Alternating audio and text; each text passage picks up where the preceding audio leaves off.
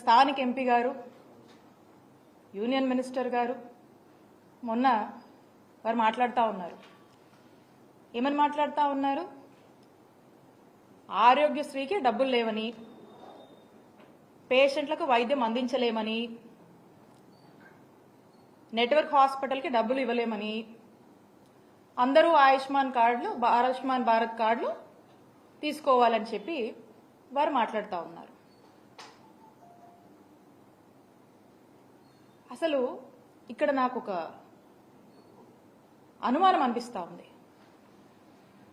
కూటమి ప్రభుత్వంలోని ముఖ్యమంత్రి చంద్రబాబు నాయుడు గారు ఏమైనా వారి మనస్సులో ఉన్నటువంటి మాటల్ని మరి ఈ మంత్రుల ద్వారా ఏమన్నా ఎక్స్ప్రెస్ చేయిస్తున్నారా అనేటువంటి అనుమానం కూడా మాకు కలుగుతూ ఉంది. ఏమని? హెల్త్ వాళ్ళకంత ప్రయారిటీ కాదని,